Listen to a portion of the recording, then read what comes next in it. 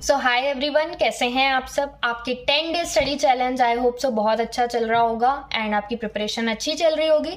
लेकिन आज की जो टिप है वो उन स्टूडेंट्स के लिए है, unfortunately those who have fallen sick, जो अभी बीमार हैं ड्यू टू एनी रीज़न। सो ऐसा है कि जब एग्ज़ाम्स आ रहे होते हैं, एग्ज़ाम्स का एक ऐसा एनवायरनमेंट होता है, एग्ज़ाम फियर, एग्ज़ाम स्ट्रेस और पढ़ाई लगातार कंसिस्टेंट करना, कई बार बहुत बॉडी एक्सर्ट हो जाती है और हम बीमार पड़ जाते हैं। सो आई जस्ट वांट टू से कि अगर आप इसी पोजीशन में स्टक हो तो बहुत सारे स्टूडेंट्स बिल्कुल गिव अप कर देते हैं कि अरे हम तो अब एक दिन बीमार पड़ गए, अब हम बिल्कुल पेपर नहीं दे रहे और अब तो सब कुछ ख़राब हो गया, बहुत गिल्ट में चले जाते हैं। बिल्कुल भी ऐसा नहीं है कि अगर आप बीमार हो गए तो आपका पेपर नहीं निकलेगा।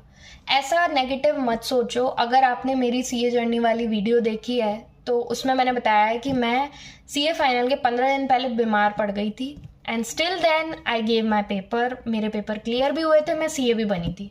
सो it was in my CA finals. So ऐसा नहीं है कि अगर आप बीमार पड़ गए हो तो आपकी पूरी प्रिपरेशन ख़राब हो गई है। इतनी जल्दी गिव अप आप मत करो। एक्सट्रीम सिचुएशंस की यहाँ पे मैं बात नहीं कर रही। अगर बहुत ही एक्सट्रीम सिचुएशन है then you should see. Obviously extreme situations की मैं यहाँ बात नहीं कर रही हूँ। I am talking about normal cold, cough, fever and normal viral infections. But I just want to say कि take proper medication, keep yourself hydrated, junk food से दूर रहिए, अच्छा हेल्दी खाना खाइए। कोशिश करिए कि जैसे ही आप ठीक हो आप अपने पढ़ाई को रिज्यूम बैक कर दीजिए, क्योंकि आप अभी यहाँ तक आ गए हैं।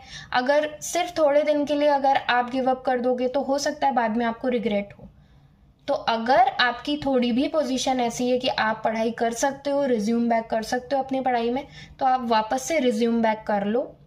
एक्सट्रीम सिचुएशन है then it is a different way, कि बहुत एक्सट्रीम सिचुएशन हो गई है एंड बिल्कुल ही पढ़ाई पे ध्यान नहीं दे पा रहे हैं, तो वो एक डिफरेंट टॉपिक है। लेकिन मैं यहाँ बात कर रही हूँ अगर नॉर्मल कोल्ड, कफ, फीवर ऐसा कुछ हो गया है आपको due to exam stress, exam fever, तो सबसे पहले तो आप स्ट्रेस लेना बंद करिए। इट्स योर नॉर्मल बॉडी, ये सब चीज़ें होती हैं, एग्जाम के टाइम भी होती हैं। सो उसको थोड़ा सा नॉर्मलाइज करिए। ऐसे बिल्कुल भी पैनिक मत क्रिएट करिए कि अरे एग्जाम्स आ रहे हैं, हम तो बीमार पड़ गए, अब क्या होगा, कैसे होगा। बिल्कुल भी ऐसे एंजाइटी मत क्रिएट करिए। सब कुछ ठीक हो जाएगा। प्रॉपर मेडिकेशन लीजिए, resume back with your studies as soon as you are okay and don't stop, move forward. All the best. Exam अब बस आने वाले हैं। आपने 10 डे स्टडी चैलेंज भी लिया था, सो आई होप सो उसको आपने मैक्सिमम तरीके से अच्छे से कंप्लीट किया होगा, चल रहा होगा वो अभी भी।